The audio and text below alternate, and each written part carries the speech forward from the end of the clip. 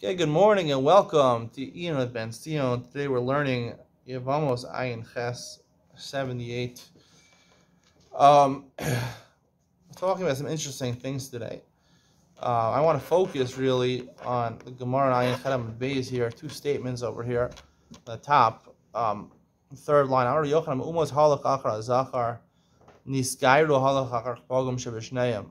we know when it comes to Jewish lineage, you go after the mother, right? If the father is not Jewish and the mother is Jewish, the child is Jewish. Now, before Matan Torah, the Ramban says it wasn't that way. After Matan Torah, it was. So what's the explanation? Let's just start with that. What's the explanation? Why in Jewish lineage, you go after the mother? So, if you think about it, in the world, right, what last name do you use? When a man marries a woman, take the last name of the man. The kids all have the last name of the father. Technically, the father is responsible to provide financially and gashmias, materialistically for the children. He has to provide them with food to eat. He has to provide them. The Gemara in Ksuba is discussed until what age, but even after the age of 6, still he should be providing for his children. We put him in nidoy, we put him in excommunication if he's not. He's supposed to be providing for his children food, clothing, whatever they need. So technically, they're his kids. You know, a father even has the rights to marry off his daughter. And the Makabah, the Kesef Kedushin, the Mesechus Kedushin, at the beginning of Mesechus Kedushin, it says he has the right to marry off his daughter, his underage daughter, and get money for it. Technically, the father owns the children, the daughter, and he owns the children also. He gets their Maisi Adayim. Whatever they produce, they go work in a factory. He gets their, I don't know whether they work in a factory, should be working in a factory or not. I don't know, I'm not weighing in on that. But if they get paid, technically that money belongs to the father. The father owns the kids. So financially, they go after the father. And that's the Gemara means over here. But when we're talking about, what the Gemara is talking about, it's not talking about converts, it's talking about people that are not Jewish. You have an American person marries a Druze person, right? One of the Zion, I'm not saying a Druze is one of the Zion umos, but let's say it is Druze types of people that live here in Israel. We have to figure out what the Zion Am are nowadays, but let's say Druze or Bedouin people, so types of people that live here in Israel, so they marry together, so you go after the father, right? Whoever the father is. If the father is an American, not one of the Zion umos, the child is not one of the Zion umos, you can purchase him as an Evet. You don't have to kill him, but if the father is one of the Zion umos, yeah, technically, according to the Torah, you have to know how we apply it today. Technically, you have to destroy them, you have to get rid of them. The Zion umos is considered a Bedouin, is considered a Druze kid. The kid is considered a Druze or considered Bedouin if the father is. Because there's no concept of religion outside the Jewish world, outside the Torah. There is concepts of religion, but a Jewish person believes the true religion is the Torah.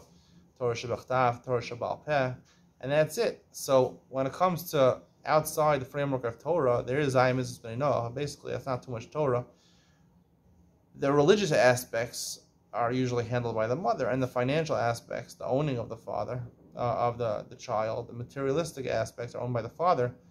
So when it comes to the Goyim, you go after the father. And before Matan Torah, when there was no Torah, the Ramban says, also, even in Judaism, we go after the father, because the father bears the rights to his children because he's responsible to take care of them financially and materialistically. There's a chiddush now. After Matan Torah, you go after the mother. Why? Like the Gemara says on Daf Samech Gimel that Dailahem Lenoshim, right? They're mafrishno sanu min achet, megadlos b'neiim l'talmud Torah. And the Gemara says in Sota, Noshim ma'izach. And how do they get schar? They send their children to Talmud Torah. They send their children to go learn Torah. The woman raised the children. That's what the Gemara says. If you're wondering who is responsible, the man or the woman, to raise the children, it's the woman's responsibility to raise the children. And raising the children does not mean buying food and clothes for them. The father has to provide financially and buy the food and clothes. Maybe she feeds them, takes care of their needs, bathes them, showers them, changes their diapers. But she is responsible for teaching them, for educating them, for teaching them good midos, good character traits. Raising them entails spiritually and applying the Torah and sending them to the Talmud Torah. So therefore, when it comes to Klal Yisrael, so therefore the Iker is the Torah. The Torah guides our lives. So even though you're right, the last name goes after the father. Materialistically, the father, even in Judaism, is still responsible for the children. But the mother plays a more important role because the Torah is the main feature of Judaism, and the mother is the one in control of that. So the children go after her. So if she's Jewish, and that's what the Torah says. The Torah says that we're worried about, right? If a non-Jewish man marries a Jewish woman, we're worried about that the father is going to sway the children from Judaism to worship Avodah Zarah. You learn from that pasuk, or Shimon learns from that pasuk, the kids are Jewish, right? The kids are Jewish, and that's why he's swaying them to do Avodah Zarah. They must be Jewish, because the mother's in charge, and we're worried the father's going to have an influence. But really, who's in charge of them? The mother. So that's what we explain now. So we explain about Umos. When it comes to other nations, there's no Torah. You go after the Gashmis, the materialism. The father is in control of that. You go after the father. Now we have to figure this third halacha. The Gemara says, "Pogum halach akar nisgairu halach akar pogum shebishneim." The Gemara finds out what's that case. The Gemara says at the end, before the Mishnah, the case is talking about Ammoni shenasa mitris. It's talking about a unique case. An Ammoni marries a mitris. I mean a ger Ammoni, someone who's from Ammon, Jordan. He converted to Judaism, and he married a mitris, an Egyptian lady who converted also. She converted. They're both converts, so technically they're both Jewish. Right, they're not part of Kal Hashem, they're part of the congregation because they have this non-Jewish background in them. But, so why do you go after the Pogum Shevishneim? And the Gemara says, what's the nafkamina? If the child they have is a male child, then we treat him as an Ammoni. And Ammoni is never allowed to marry into Kal Hashem. If it's a female, so if you treat him as an Ammonis is right away Mutar Esav Bakal. So therefore, we treat the daughter as a Mitzvah Shnia, and only her child will be able to marry a Lava Bakal, a Mitzvah Shlishis. So you go to Chumrah in both cases. Why is that? So we explained yesterday that Mitzri and Adomi are fundamentally different. The Torah makes it clear. One is Asher for 3 generations, one is Asher La'olam, but only the males. So we explained that a Mitzri is considered, let's start with an Ammoni. Ammoni is considered from Ammon, Jordan, or Moavia, Maghreb region, northern Africa. They have similar customs, even when they're not Jewish. Arabic customs are similar to Judaism.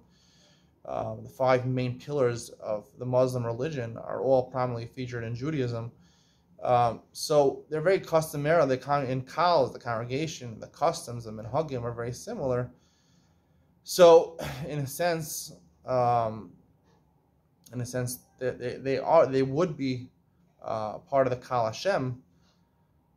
They could marry into the Kal Hashem Ammoni. What they lack is the Kedushas Yisrael, and Ammoni lacks the Kedushas Yisrael.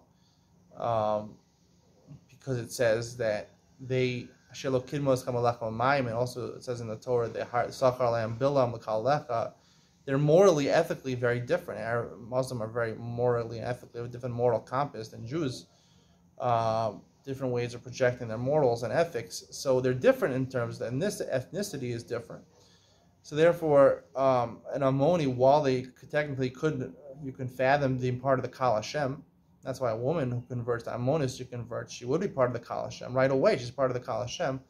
The psul of an Ammoni basically is in his Kedushas Yisrael, the moral compass, the ethnicity, not the culture, the ethnicity.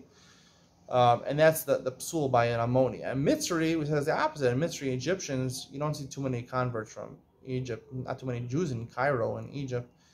Their culture is different. Adomi also, their culture is different, but they house Klal Yisrael, and morally and ethically they are similar, so they could definitely have Kedusha.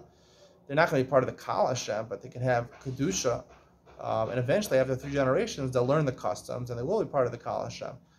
But there's no moral ethical, they're not so bad morally and ethically because they are their brothers, or they housed you, they did provide hospitality in Egypt.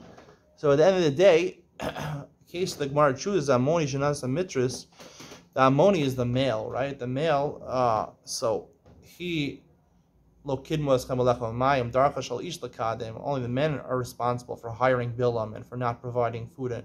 They were the mean ones. They had the bad morals, the bad ethics. So therefore, the Ammoni is the Pogum, and the Mitris, right? The woman is the Mitris. The woman is the Mitris. So she, anyone from Mitzrayim lacks the Kal Hashem.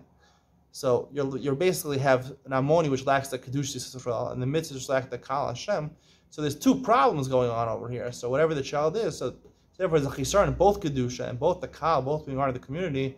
So therefore there's no choice but to go after the worst one, and to tag the worst status to the child because they both have disqualifications. That would be the explanation over here. I hope you enjoyed it. See you tomorrow. Bye.